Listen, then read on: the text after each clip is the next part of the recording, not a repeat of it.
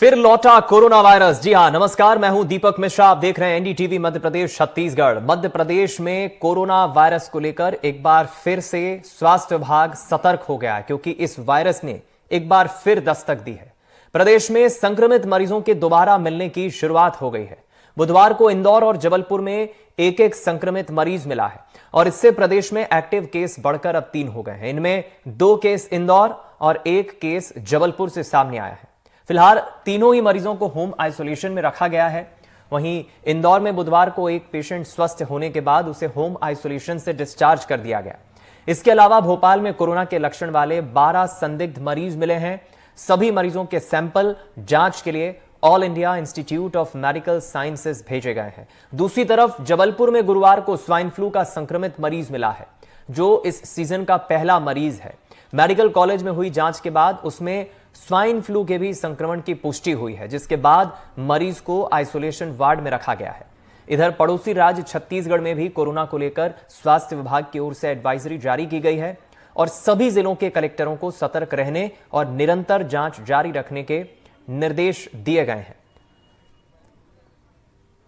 इधर दोनों ही प्रदेशों में स्वास्थ्य विभाग तो अलर्ट हो गया है, लेकिन छत्तीसगढ़ से डॉक्टर्स अभी फिलहाल इस नए संक्रमण को लेकर क्या राय रख रहे हैं, उनका क्या कहना है डॉक्टरों का, सुनाते हैं आपको। कोविड का नया वेरिएंट JN1 मिला है, जिसकी वजह से सतर्कता के संबंध में निर्देश जारी किए गए हैं। भारत सरकार ने भी सभी राज्यों को अलर्ट किया है। छत्तीसगढ़ राज्य में भी इसके संबंध में वीडियो कॉन्फ्रेंसिंग के माध्यम से सतर्कता के निर्देश दिए गए हैं। तैयारियों का जायजा लिया गया है और लोगों को सावधान रहने के लिए अपील किया गया है। मेडिकल कॉलेज और जिला अस्पतालों में इसके जांच की व्यवस्था है। सब सेंटर से सैंपल लेकर के जिला अस्पताल PSC और CSC में भी भेजा जा सकता है। जीनोम सीक्वेंसिंग व्यवस्था एम्स में है। तो जांच करने पर जो भी बीमारी के कारण निकलेंगे तो उसके उपचार की समुचित व्यवस्था हमारे यहाँ है। ऑक्सीजन, दवाइयाँ, डॉक्टर, नर्स, वेंटिलेटर, ये सब की व्यवस्था हमारे पास है। क्योंकि यह वेरिएंट नया है तो इसके बारे में बहुत जानकारी तो नहीं है, किंतु सामान्य रूप से सर्दी, खांसी, बुखार के साथ में कमजोरी का लक्षण, सांस लेने में तकलीफ होने की लक्षण इसमें दिखाई देते हैं। तो देखिए, स्वास्थ्य विभाग तो अलर्ट हो गया है, लेकिन अभी मध्य प्रदेश और छत्तीसगढ़ में कोरोना को लेकर सरकार, स्वास्थ्य विभाग और डॉक्टरों की क्या तैयारी है, इस पर हम अगले कुछ मिनटों में चर्चा करेंगे, जानने की कोशिश करेंगे। हमारे सहयोगी भी हमारे साथ जुड़ रहे हैं अलग अलग शहरों से, और हम कुछ एक्सपर्ट डॉक्टर्स का भी रुख करेंगे। हमारे साथ डॉक्टर शैलेंद्र राजपूत जी जबलपुर से इस वक्त लाइव जुड़ रहे हैं। बहुत स्वागत है आपका सर। और हमारे साथ राजधानी रायपुर से, छत्तीसगढ़ की राजधानी से डॉक्टर राकेश गुप्ता जी भी जुड़ रहे हैं। बहुत स्वागत है सर आपका। सबसे पहले सर मैं आपसे समझना चाहूंगा, क्योंकि मुझे याद है जब 2019 में सबसे पहले दुनिया ने कोरोना नाम की बीमारी का जिक्र सुना था, चीन में सबसे पहले मामला सामने आया था, लेकिन भारत में और खासतौर पर मध्य प्रदेश में मुझे आज भी याद है पहला मामला जबलपुर से ही सामने आया था साल 2020 में। एक बार फिर जबलपुर से एक जो नया मामला सामने आया है, इस नए वेरिएंट को लेकर सर मैं चाहूंगा हमारे दर्शकों को आप समझाएं कितना घातक है, किस तरह से हमें सावधानी रखने की जरूरत है। ये नया वेरिएंट जो है वो JN1 वायरस कहलाता है। JN1 वायरस एक तरीके से पिरोला वायरस का आगे वाला रूप है। इसमें स्पाइक प्रोटीन पे कुल 30 म्यूटेशंस हुए हैं। तो जिस तरीके का म्यूटेशंस है, ये सोच रहे हैं स्पेशलिस्ट कि ये हमारी इम्यूनिटी को इवेट करेगा, लेकिन अभी तक जितने भी केसेस दुनिया भर में आए हैं इसमें माइल्ड सिम्टम्स ही दिखाई दिए हैं। लेकिन हर जगह जेनेटिक सीक्वेंसिंग थोड़ा डिफरेंट हो जाती है। हम ऐसा नहीं सोच सकते कि जैसा इजराइल या यूरोप में आ रहा है या फ्रांस में आ रहा है, वैसे ही सेम सीक्वेंसिंग के साथ हमारे साथ आएगा। थोड़ा डिफरेंट होता है और हमारा खुद का जो इम्यूनिटी डिफरेंट है, जो यूरोपियन और अमेरिकन कंट्री से डिफरेंट है। तो हम इसको बहुत लाइटली नहीं ले सकते। भले ही हमारे पास इस तरीके के प्रूफ हैं कि अभी तक इसने सिर्फ माइल्ड सिम्टम्स दिए हैं, कोई भी पेशेंट ICU तक नहीं पहुंचा है, लेकिन हमको एहतियात बरतना शुरू कर देना चाहिए। एटलीस्ट भीड़ वाले के इलाके में हमको मास्क और सैनिटाइजेशन का ध्यान रखना चाहिए। बिल्कुल ठीक कहा सर आपने। ये लगातार गाइडलाइंस जो है स्वास्थ्य विभाग की ओर से आती रहती है। मैं लौटूंगा सर आपके पास। अब हमारे जो सहयोगी नीलेश त्रिपाठी भी जुड़ गए हैं छत्तीसगढ़ की राजधानी से। हमारे वरिष्ठ सहयोगी संजीव चौधरी जी भी बने हुए हैं जबलपुर से। पहले नीलेश मैं आपसे समझना चाहूंगा, ये अच्छी बात है कि अब तक छत्तीसगढ़ में पुष्टि तो नहीं हुई है, मरीज ऐसा कोई संक्रमित मरीज कोविड का सामने नहीं आया है, लेकिन स्वास्थ्य विभाग जरूर अलर्ट हो गया। ये जो एडवाइजरी जारी हुई है, क्या कह रही है एडवाइजरी, और स्वास्थ्य विभाग की क्या तैयारी है छत्तीसगढ़ में?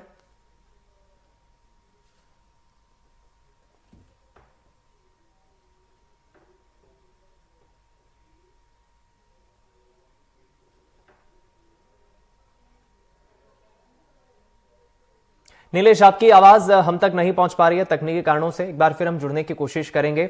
संजीव जी से मैं जरा इस पर और अपडेट ले लेता हूं। मध्य प्रदेश के महाकौशल में क्या तैयारी है स्वास्थ्य विभाग को लेकर? संजीव जी, स्वास्थ्य विभाग क्या तैयारी कर रहा है? क्योंकि पहला मरीज मुझे याद है, आपको भी याद होगा, 2020 में जबलपुर से ही सामने आया था 3 साल पहले।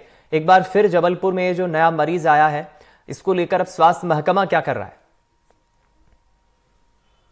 बिल्कुल दीपक, पिछली बार जो मरीज आया था वो दुबई से कोरोना लेके आया था, और इस बार जो महिला आई हैं वो नॉर्वे से लेके आई है। तो जबलपुर में आने वाले जो विदेशी लोग हैं, ये हमारे शहर को कोरोना बांट के चले जाते हैं, और डॉक्टर शैलेंद्र राजपूत जैसे लोग हैं जो शहर की रक्षा करते हैं। तो इस बार जो व्यवस्थाएं मेरी लगातार, जो CMHO डॉक्टर संजय मिश्रा हैं, इनसे लगातार मेरे संपर्क बने हुए हैं। कल भी मैं इनसे चर्चा किया, आज भी किया, तो उन्होंने बताया कि स्वास्थ्य विभाग का अमला पूरी तरह से तैयार है।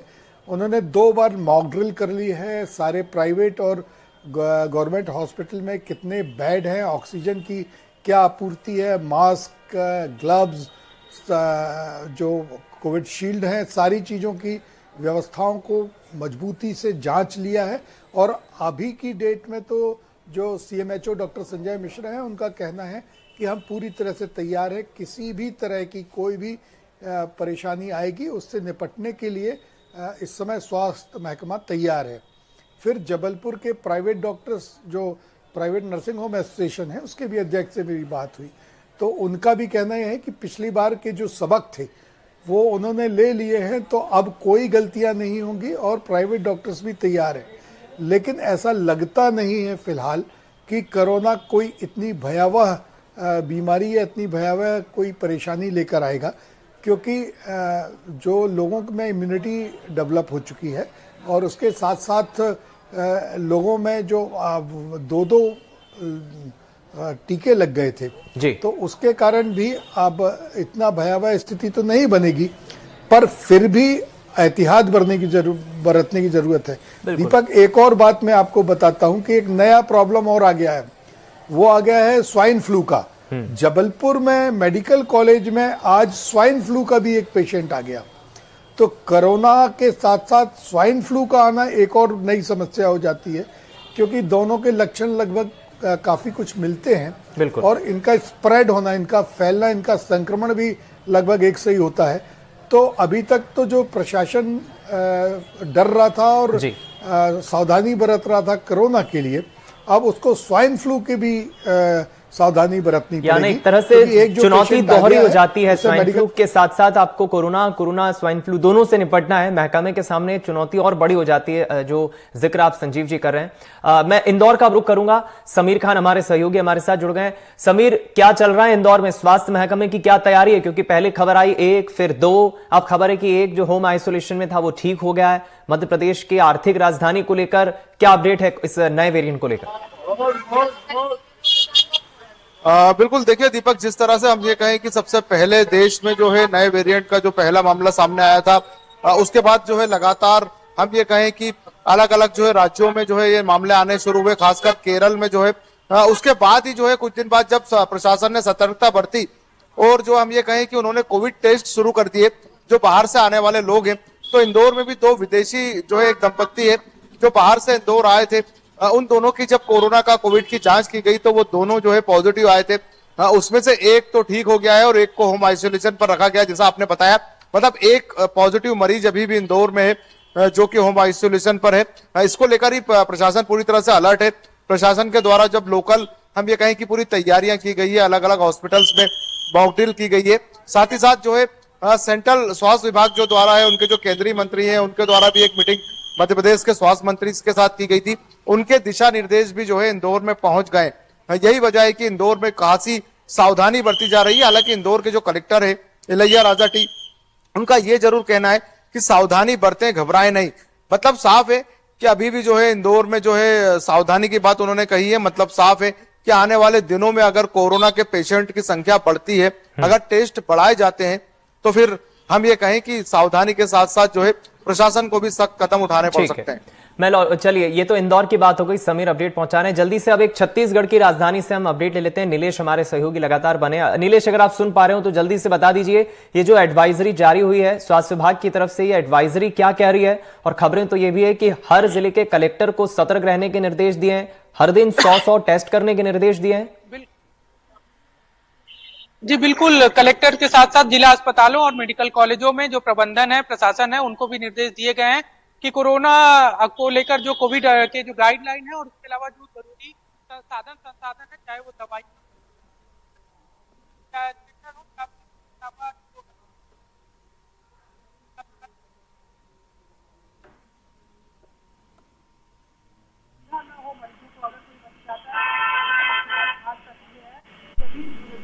नीलेश, एक बार फिर आपकी आवाज हम तक ठीक से नहीं पहुंच पा रही है, इसे हम दुरुस्त करेंगे। लेकिन दो एक्सपर्ट्स हमारे साथ, हमारे दो सीनियर डॉक्टर्स हमारे साथ जरूर बने हुए हैं। डॉक्टर राकेश गुप्ता जी भी जुड़ गए हैं राजधानी रायपुर से, और डॉक्टर शैलेंद्र तो बने ही हुए हैं। डॉक्टर राकेश जी, आपका बहुत स्वागत है। अब आपसे सर समझना चाहूंगा, चूंकि छत्तीसगढ़ इतना बड़ा राज्य भी नहीं है, स्वास्थ्य महकमा हो, सरकार हो, आबादी छत्तीसगढ़ की इतनी नहीं है, लेकिन चुनौती जरूर सामने रहती है। ये अच्छी बात है कि अब तक कोई मरीज सामने नहीं आया, लेकिन ये एडवाइजरी जरूर जारी हो गई है जो बताता है कि स्वास्थ्य विभाग हो, कलेक्टरों को अपने अपने जिलों में सावधानी रखना होगी। इस नए वेरिएंट को लेकर डॉक्टर राकेश, आप क्या राय रख रहे हैं? देखिए, अभी तो जीनोम सीक्वेंसिंग नहीं हो रही है छत्तीसगढ़ में, टेस्टिंग जरूर शुरू हुई है। और जहां तक सावधानी की बात है, गाइडलाइन तत्काल तौर पर जारी की गई है सभी कलेक्टर्स को, और ये सावधानी की गई है कि टेस्टिंग तुरंत शुरू करें, ताकि मरीजों की संख्या पर तुरंत काबू पाया जा सके। यदि संभावित मरीज आ रहे हैं तो उन पर भी नजर रखी जा सके। गाइडलाइन जारी की गई है और पर्याप्त साधन जुटाने के निर्देश दिए गए हैं। आईसीयू वगैरह की व्यवस्था भी मेडिकल कॉलेज और एम्स रायपुर में रखी गई है। लेकिन सबसे पहले जरूरी है कि यहाँ पर टेस्टिंग शुरू हो जाए। सामाजिक संक्रमण गाइडलाइन के बारे में जो कहा जाता है कि उसकी सावधानी सबसे पहले शुरू करनी होगी, वो शुरू करने की जरूरत है। भीड़ भरे इलाकों में लोग न जाएं, या वहां पर जो सावधानी बरतनी होती है वो बरतने की जरूरत है। मुझे लगता है कि सावधानी ही सबसे अच्छा बचाव है। सामाजिक संक्रमण गाइडलाइन सख्ती से प्रशासन लागू करे, अनावश्यक भीड़ न हो। अभी नए साल का मौका आने वाला है, वहां पर अनावश्यक भीड़ न हो, और इस प्रकार के मरीज जिनको स्वाइन फ्लू या कोविड के लक्षण हैं, उनको तुरंत टेस्टिंग करके यदि भीड़ भरे इलाकों में जाने से रोका जाएगा, या उनकी हवाई अड्डों या रेलवे स्टेशन से निगरानी की जाएगी, तो हम इस पे काबू पाने में कामयाब हो गए। इससे बड़े कोविड संक्रमण से भारत निपटा है। छत्तीसगढ़ ने भी बहुत अच्छा काम किया कोविड संक्रमण के समय। मुझे लगता है स्वास्थ्य महकमे को तैयारी के निर्देश दिए गए हैं। मुझे लगता है समय रहने पर पूरी व्यवस्था अपने स्तर पर सक्रिय हो जाएगी और यहाँ पर हम उसे काबू पाने में कामयाब हो गए। लेकिन सबसे ज्यादा जरूरी यह है कि सामाजिक संक्रमण गाइडलाइन को जो संभावित मरीज हैं उन पर नजर रखी जाए, ताकि बहुत तेजी से न फैलने पाए। चलिए, मैं आपके पास लौटूंगा। डॉक्टर शैलेंद्र, मैं आपसे ये समझना चाहूंगा, क्योंकि पिछला जब वो फेज आया था कोरोना की, शायद पहली लहर हो, दूसरी लहर हो, तीसरी लहर हो, बहुत पैनिक सिचुएशन हो गई थी। उस बुरे समय को अब शायद ही कोई याद करना चाहेगा। वो बुरा दौर हमने सबने देखा। लेकिन हम देखते हैं कई बार ऐसे जो संक्रमित मरीज होते हैं, जो संदिग्ध होते हैं, उन्हें कुछ ऐसे सिम्टम्स होते हैं, लेकिन वो जांच करने से बचते हैं, बताने से डरते हैं शायद, और एकदम से फिर जब आंकड़ा आता है तो एक पैनिक सिचुएशन हो जाती कि अरे बाप रे, 24 घंटे में इतने मरीज मिले, इतने नए संदिग्ध मरीज मिले हैं। ये आंकड़े हमें कई बार डराते हैं। तो ये पैनिक सिचुएशन सामने ना आए, इसके लिए किस तरह की सावधानी या किस तरह की मॉनिटरिंग की जरूरत महसूस करते हैं? देखिए, सबसे इम्पोर्टेंट जो कि सर बार बार बोल रहे हैं कि सोशल अवेयरनेस होनी चाहिए। हमको डरना नहीं है, लेकिन हमारा बचाव, और सिर्फ बचाव हमारा खुद का नहीं है, हम अपनी सोसाइटी को, अपने शहर को और अपनी कंट्री को सिर्फ इस तरीके से ही बचा सकते हैं कि हम उसको जल्दी पकड़ सकें। यदि हमने ये सोचा कि नहीं हमको नहीं है और हमने टेस्टिंग करने से हम बचते रहे, तो स्वाभाविक है कि हम 10 दिन में कम से कम 100 लोगों को फैला देंगे। तो यदि हम खुद की रिस्पॉन्सिबिलिटी सिर्फ खुद के प्रति ना समझ के समाज के प्रति ये रिस्पॉन्सिबिलिटी समझें और हम टेस्टिंग के लिए जल्दी आए, यदि हमको उस तरीके के सिम्टम्स दिखाई दे रहे हैं जो कि रेस्पिरेटरी सिम्टम्स बहुत कॉमनली हर किसी को पता है, क्योंकि कोविड की दो लहर से हम जूझ चुके हैं, तो एवरीबॉडी नोज कि क्या कॉमन सिम्टम्स होते हैं। तो हम उस चीज से यदि नहीं बचेंगे तो हम इस संक्रमण को बहुत तेजी से रोक पाएंगे। दूसरी तरफ ये वैक्सीनेशन ड्राइव जिस तरह से कैंपेनिंग सरकार ने की थी, लगभग अच्छा खासा ग्राफ भी हमने देखा, लोगों ने बढ़ चढ़कर इस वैक्सीनेशन ड्राइव में भाग लिया। लगभग देश के अधिकांश जगहों पर हमने देखा कि ये सरकार का प्रयास काफी सफल भी रहा। ये जो वैक्सीनेशन की 2 अलग अलग डोज लगाई गई है, इसका कितना प्रभाव आप देख रहे हैं कि आने वाले वक्त में जो और भी म्यूटेंट डेवलप हो रहे हैं, जो नए वेरिएंट डेवलप होते हैं, उससे लड़ने में वैक्सीनेशन कितना कारगर होगा, या फिर एक नए वैक्सीनेशन की आप जरूरत महसूस कर रहे हैं? डॉक्टर शैलेंद्र, देखिए सिर्फ वैक्सीनेशन नहीं है। मैं समझता हूं कि जैसा आप अपने आसपास समाज में देख रहे हैं कि सिर्फ दो वैक्सीनेशन डोज या एक बूस्टर डोज, 3 डोज के अलावा ऑलमोस्ट हर किसी को 2 बार कोविड हो चुका है, एक बार डेल्टा वेव से और एक बार ओमिक्रॉन वेव से। तो यदि हम ऐसा देखते हैं कि हमारी पॉपुलेशन 90% या 80% पॉपुलेशन 2 बार कोविड और 2 वैक्सीनेशन लगा चुकी है, तो we have a very strong immunity. क्योंकि एक वायरस जब हमको होता है तो वो भी एक तरीके का वैक्सीनेशन प्रोग्राम जैसा है, वो हमको और इम्यूनिटी हमारी बूस्टर करके जाता है। जैसा कि पहले बोला गया था कि ओमिक्रॉन एक तरीके से इम्यूनिटी बूस्टर है। तो यदि हम देखें तो हमारे पास बहुत अच्छी इम्यूनिटी ऑलरेडी हिंदुस्तान में बहुत अच्छी इम्यूनिटी हो चुकी है। हम 4 डिफरेंट वेरिएंट से इम्यूनिटी ले चुके हैं। तो चांसेस ऐसा दिखाई देते हैं कि आगे आने वाले दिनों में कोई भी वायरस हमको उतना ज्यादा संक्रमित नहीं कर पाएगा, उतना तेजी से नहीं बिगाड़ पाएगा, क्योंकि already we have a strong immunity in a community. बिल्कुल ठीक कहा आपने। डॉक्टर राकेश, मैं आपसे समझना चाहूंगा, इससे पहले भी हमने कई वेरिएंट कोरोना के देखे हैं। समय समय पर नए वेरिएंट डेवलप होते हैं, वैज्ञानिक उनका शोध करते हैं, फिर वो सामने आते हैं। अब ये जो नया वेरिएंट JN1 आया है, ये इतना घातक तो नहीं है, लेकिन हमें वही बात वहीं आ जाती है कि हमें सावधानी सतर्कता रखनी होगी। लेकिन आप इस नए वेरिएंट को लेकर क्या राय रख रहे हैं छत्तीसगढ़ में? देखिए, कोविड का जो भी वेरिएंट आएगा वो अपने पूर्वजों का मिलता जुलता स्वरूप रहेगा, थोड़ा सा अलग होगा लेकिन ज्यादातर अपने पूर्वजों के बराबर होगा। जहां तक डॉक्टर शैलेंद्र ने कहा कि इसकी इम्यूनिटी पूरे कम्युनिटी में आ चुकी है, लेकिन थोड़ा बहुत जो वेरिएंट होगा या थोड़ा बहुत जो बदलाव होगा, उसके लक्षण भी उसी हिसाब से थोड़े बहुत बदले होंगे। और मुझे लगता है कि ज्यादातर आबादी इससे इम्यून है या इसके प्रति संक्रमण के प्रति बहुत ज्यादा रेजिस्टेंस हो चुकी है, प्रतिरोधक क्षमता बहुत ज्यादा है।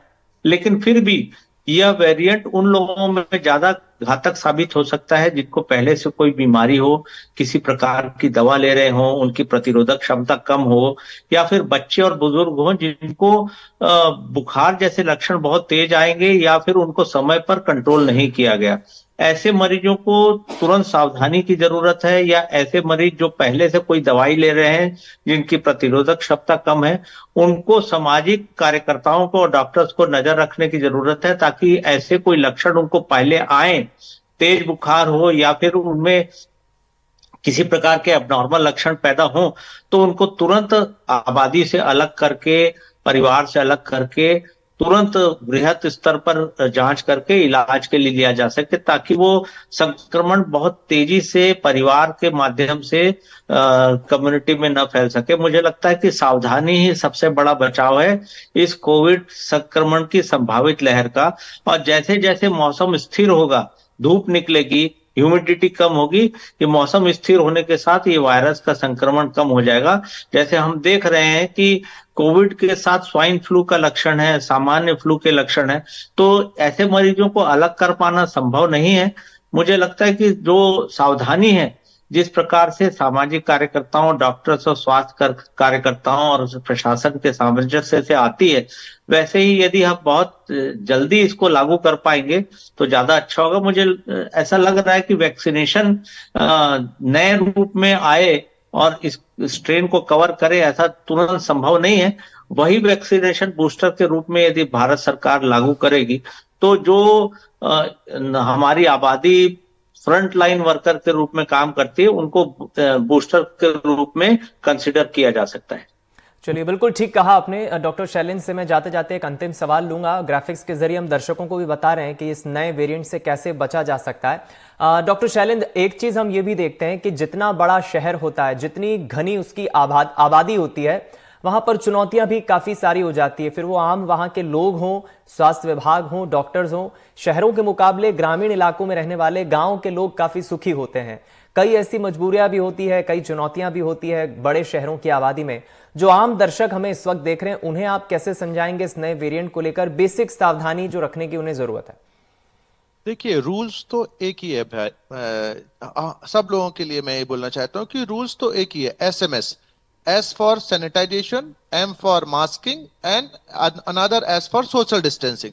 यही 3 चीजें ही हमको बचा रही हैं और वैक्सीनेशन हमको एक तरीके से इम्यूनिटी दे रहा है। तो यदि हम इतना सिंपल रूल फॉलो करते हैं और दूसरा एक खुद का जो जागरण है कि हमको भागना नहीं है, हम यदि हम बीमार हैं तो हम उसको ऐसा ना बोले कि नहीं नहीं नहीं हमको कोविड नहीं हो सकता। नहीं, हमको यदि रेस्पिरेटरी सिम्टम्स है तो हम ये सोचें कि ये कोविड हो सकता है और ये रिस्पॉन्सिबिलिटी केवल खुद के लिए, खुद के परिवार के लिए नहीं, हम हमारे शहर के लिए और हमारे प्रदेश और हमारे देश के लिए होनी चाहिए कि हम जाएं और हम अपना टेस्ट करवाएं, जिससे हम उस संक्रमण की लहर को आगे बढ़ने से रोक सकें। चलिए, बेहद अच्छा संदेश आपने दिया है और शायद दर्शक इस टर्म को भूलेंगे नहीं। SMS एक ऐसा वर्ड है जो हम SMS तो WhatsApp पे भेजते ही हैं, लेकिन ये SMS कैसे आप ध्यान में रख के सावधान रह सकते हैं। S से आप सोशल डिस्टेंसिंग का ख्याल रखिए, M से आप मास्क लगाइए और दूसरा S जो है आपके सैनिटाइजेशन, यानी हाथों को सैनिटाइज कीजिए, मास्क लगाइए, सोशल डिस्टेंसिंग रखिए, SMS का ख्याल रखिए।